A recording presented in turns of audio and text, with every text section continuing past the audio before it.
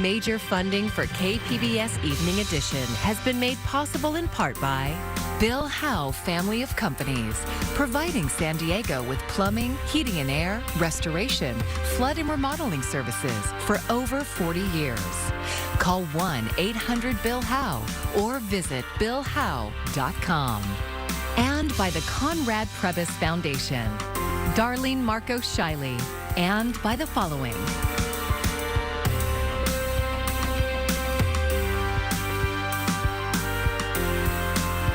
And by viewers like you. Thank you.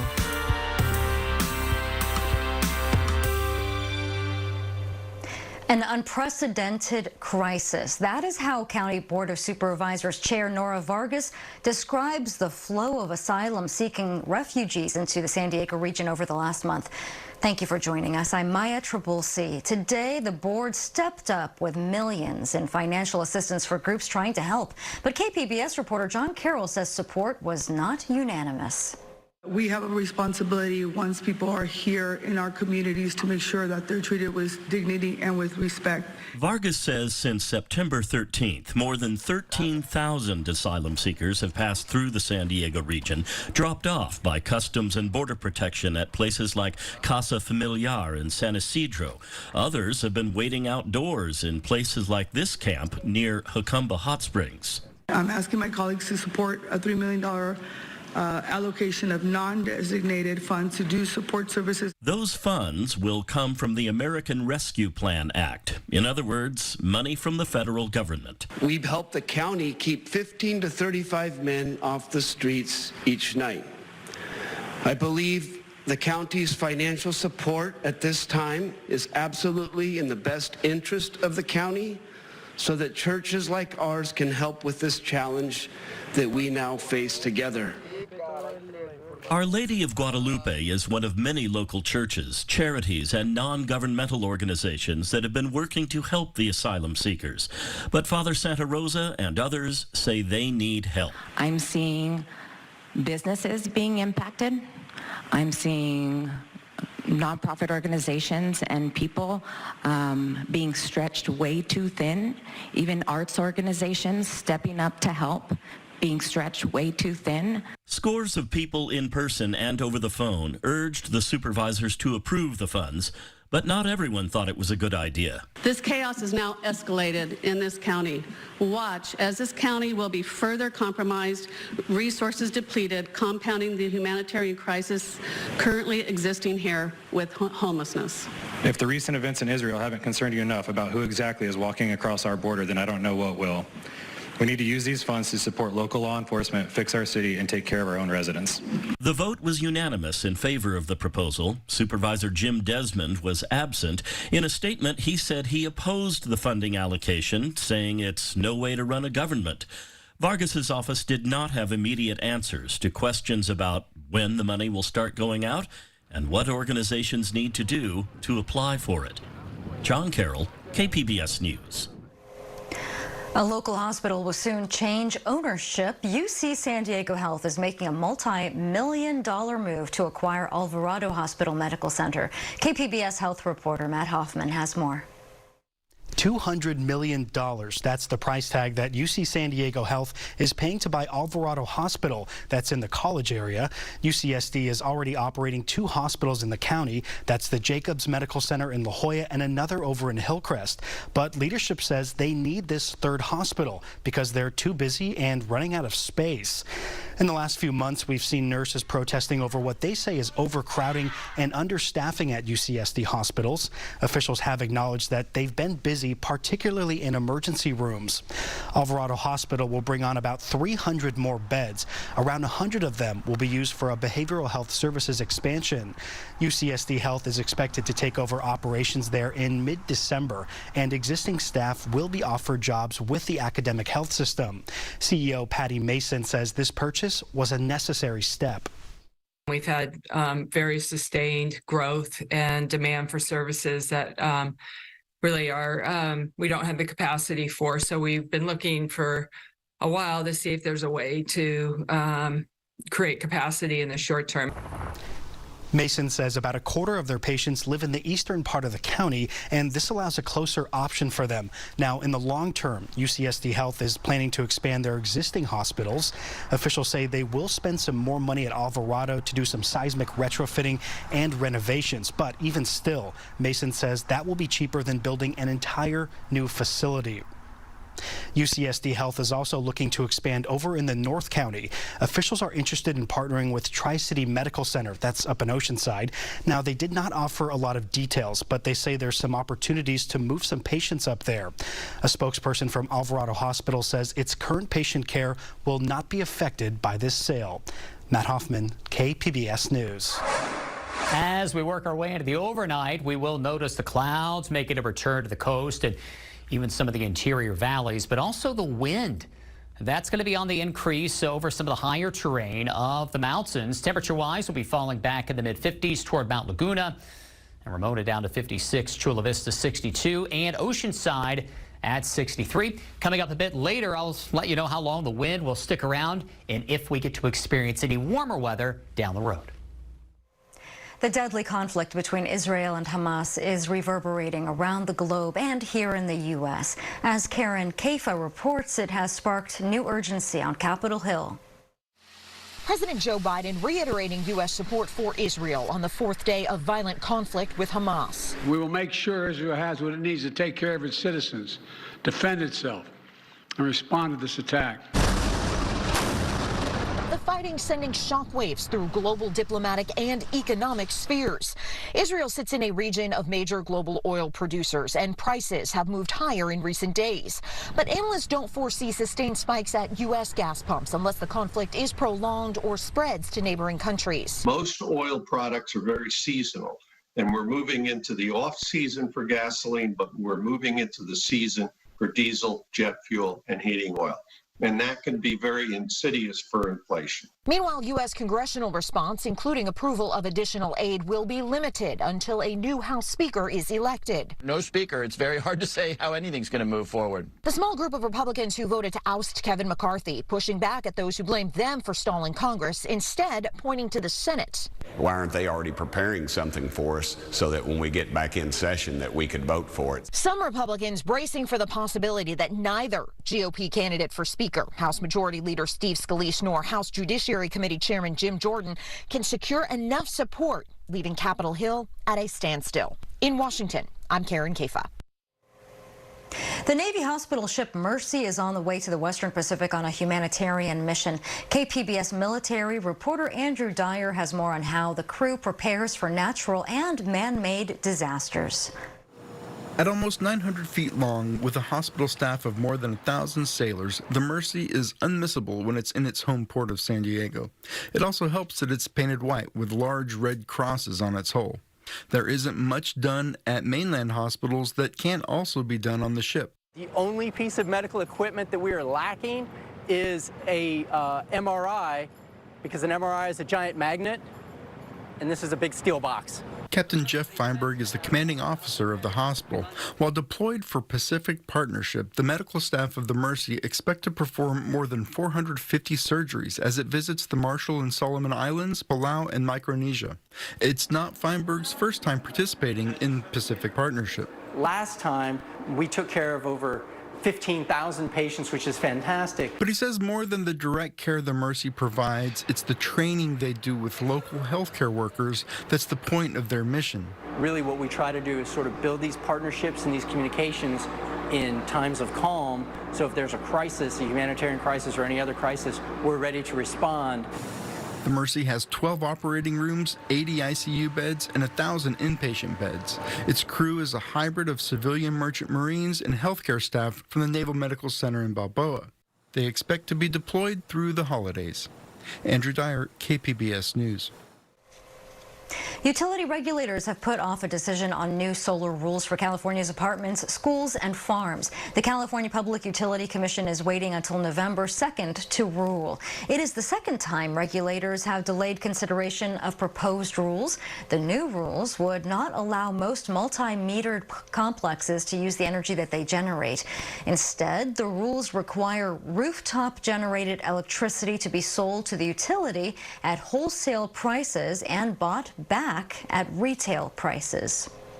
The San Diego Unified School District broke ground on its latest investment that will bring state-of-the-art classrooms to Pacific Beach Elementary. KPBS education reporter MG Perez tells us how the renovation will benefit the surrounding neighborhoods. I see things sticking out of the ground. Students in Sydney Arthur's Universal Pre-K class have a window on the world that is being built just next door. These young learners are busy observing the construction work every day while doing classwork of their own. We have dragons love tacos. By late next year, these pre-kinder students could be learning in a modern new kindergarten building here at Pacific Beach Elementary. The artist renderings show the plans for state-of-the-art classrooms, collaborative workspaces, and upgraded facilities across the entire campus. Teachers are preparing them for all of it. In kindergarten, they sometimes know their letters and things, but I think right now they really need to learn how to share and talk to each other, and they need to be able to include each other, and they have to know why we share toys.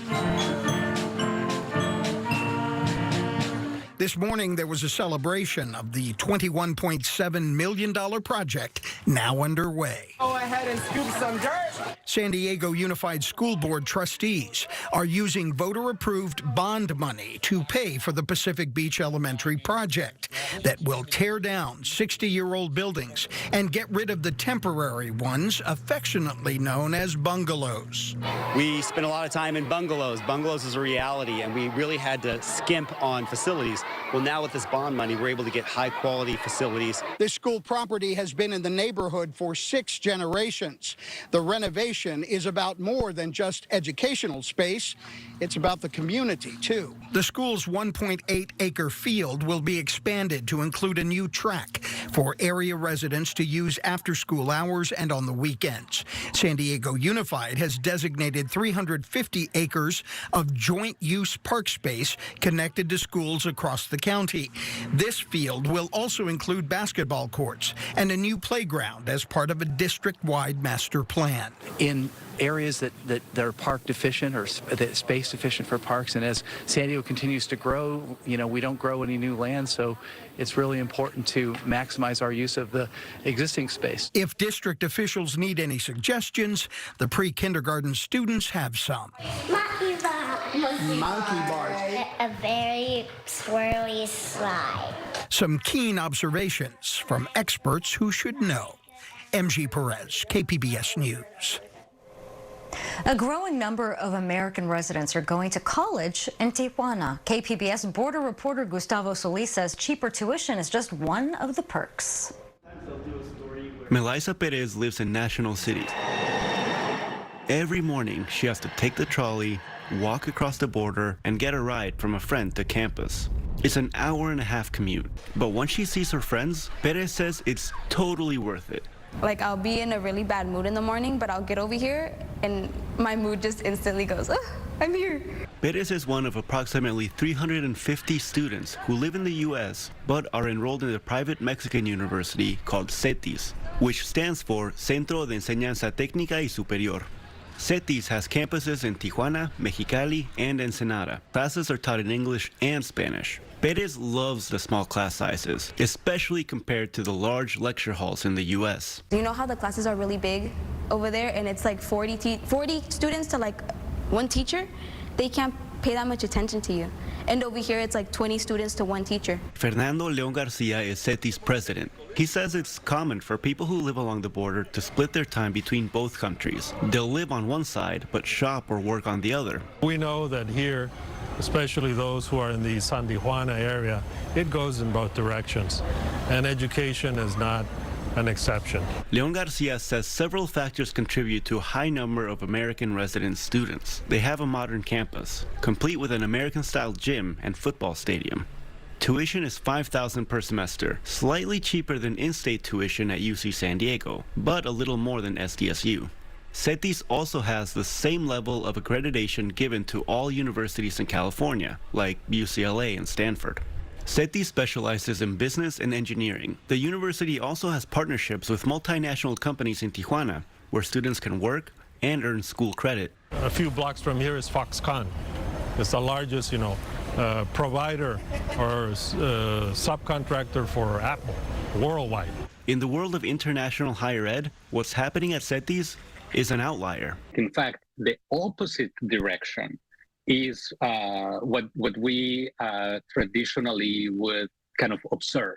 Gerardo Blanco is the academic director of the Center for International Higher Education at Boston College. We know the most frequent destinations for international students are the United States, United Kingdom, Canada, Australia, to some extent New Zealand, right? Normally we think about this as the big five. What's happening at CETIS bucks that trend and speaks to an increase in student mobility.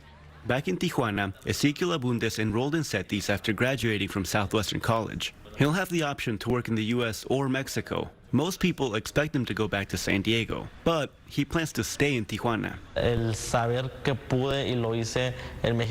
He says that, as a Mexican, it's important for him to succeed in Mexico, to be an example for others that they don't have to leave in order to get ahead in life. Still, even students who plan to return to San Diego see value in their Mexican education. I've literally had no negative comments. Perez says she's reconnected with her Mexican heritage. She's also made lots of new friends, something she credits to Mexican students being a bit more outgoing than the ones she's used to in the U.S. American students are kind of mean. They keep to themselves, and it's not the same atmosphere. Over here, you literally don't know anybody, and immediately you start making jokes. Gustavo Solis, KPBS News. Former baseball star Steve Garvey has entered the race for the late Dianne Feinstein's U.S. Senate seat. The 74-year-old Republican hopeful played 14 seasons with the L.A. Dodgers and 5 more with the Padres. In a campaign launch video, Garvey says it's time to get back in the game. He says his focus will be on quality of life issues, public safety, and education. If he wins, he would be the first Republican elected to the chamber from California since 1988. After more than 3 years, the water divorce saga between the San Diego County Water Authority and 2 North County water agencies could be over soon. KPBS North County reporter Alexander Wynn explains what Rainbow and Fallbrook residents will be seeing on their ballot this November. 3 opposed, the motion passes. In July, the Local Agency Formation Commission, or LAFCO, approved the divorce. It's the agency overseeing disputes like this. Detachment is a 2-step process. Now voters in Rainbow and Fallbrook will have their say in November's special election. Like any divorce, the problem started brewing years ago. The Water Authority started making improvements to water reliability about 30 years ago. These 2 agencies now just want to skip out and leave the rest of us footing the bill. And like any infrastructure projects, there were costs. The projects raised water rates for everyone. Mel Katz is the chair of the Water Authority. We invested millions and millions of dollars so that when we have the drought that just finished and is going to come back, we were not affected here in San Diego County because we had plenty of water. But for residents and farmers in Rainbow and Fallbrook, the costs were too much and they say they weren't benefiting from the projects. Nick Kernich is a farmer in Fallbrook. I'm really hoping this will open up an opportunity for farmers to actually get fair water rates and get the relief that we need. According to a LAFCO analysis, Rainbow and Fallbrook residents could save an estimated $7.7 million a year by leaving. If residents vote yes to leave, they will still need to pay an exit fee of roughly $25 million over the next 5 years. Alexander Wynn, KPBS News. And for more information on the special election, you can check out our voter hub at kpbs.org/vote. There you can find our voter guide in both English and in Spanish. A cold beer might sound good on a hot day, but could rising global temperatures change the way the beer tastes? Well, according to Nature Communications Journal, the hops harvest is threatened by global warming. Hops in major beer-producing countries have been ripening earlier and producing less since 1994. So for the IPA lovers of the world, that means they are starting to lose their critical bitter component. The heat could lead brewers to work with different flavor profiles from other types of hops.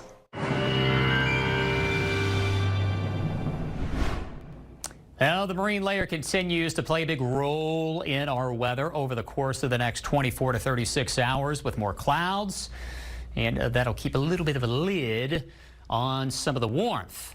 Now, away from the coast, into some of the far interior valleys, but especially the mountainous terrain, we're looking at some wind. Not only this evening and tonight, but right into Wednesday morning. And a little bit later on, we'll talk about the extended, perhaps again, some warmth returning later on this weekend. Here are wind advisories that are up through Wednesday morning. This includes areas all the way really stretching from Wrightwood and Big Bear Lake down through Borrego Springs, Julian, Pine Valley. And this is where the winds here could make for a little more difficult driving conditions. Again, if you are going to be doing some traveling here east to west, keep that in mind here over the next 12 to 24 hours. Otherwise, it's a relatively quiet night here in the metros. We talk about temperatures in the mid-60s under a partly cloudy sky. But again, those clouds will be thickening. You can see again the marine layer slow to erode. This is mid-morning. You can still see that stripe of cloudiness. But as we work our way into Thursday, perhaps not so much pronounced. We'll start to see the winds blowing a little bit more offshore. High temperature-wise for your Wednesday, topping off into the 90s, around 90 Borrego Springs, a little bit lower than the previous few days. Mount Laguna 62 and 74 in Oceanside. Down the road we go. There's that slightly warmer air coming into play as we head our way in toward the upcoming weekend toward the coast, perhaps more pronounced into the interior valleys.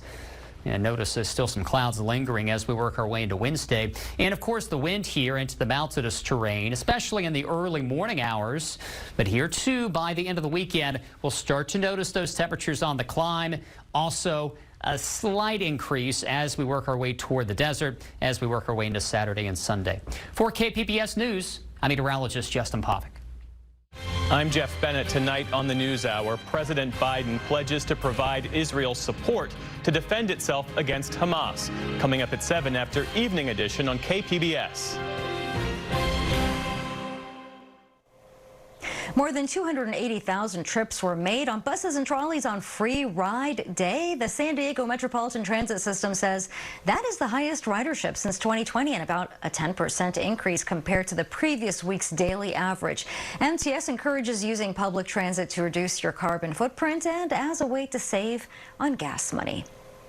A coyote pup is back in the wild today after recovering from a broken leg. The pup was admitted to San Diego Humane Society's Ramona Wildlife Center back in May with a broken tibia on his right back leg. And once the coyote was healthy enough, it was moved to an outdoor enclosure with a group of similar aged coyote pups. He was then released late yesterday near Palomar Mountain. Watch him go. Today is World Mental Health Day. The San Marcos Unified School District took the opportunity to announce a new approach to addressing mental health needs for their students. Here's KPBS North County reporter Tanya Thorne. Let's face it together.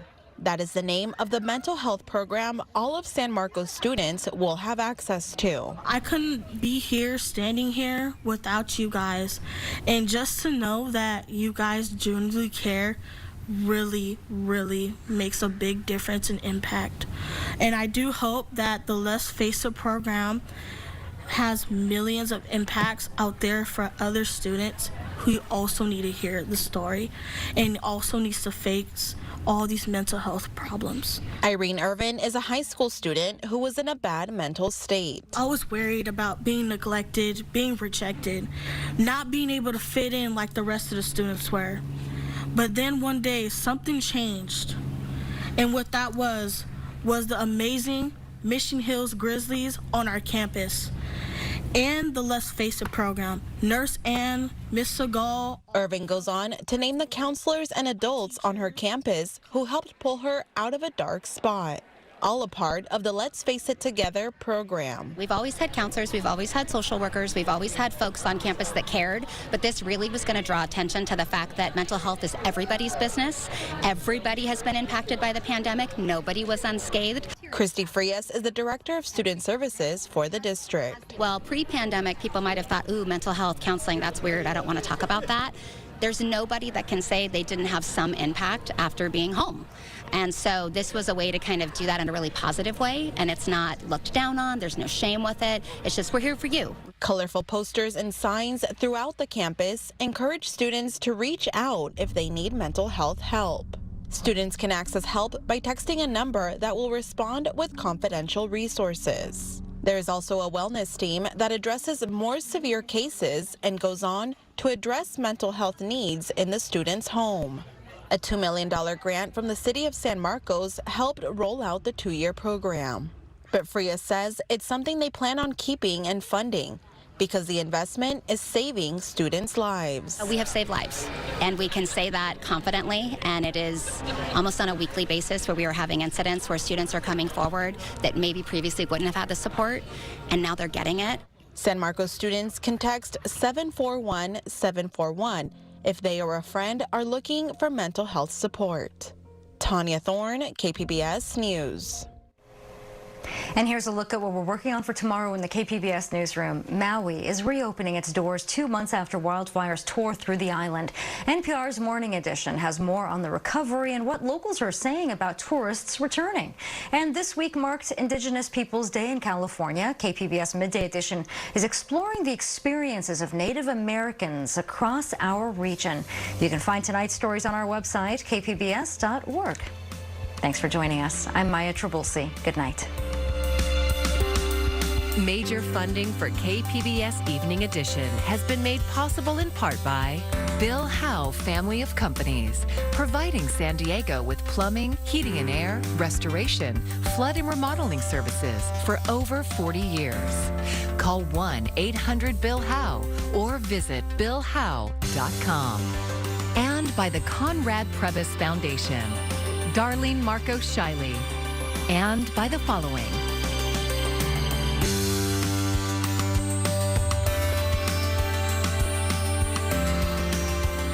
And by viewers like you.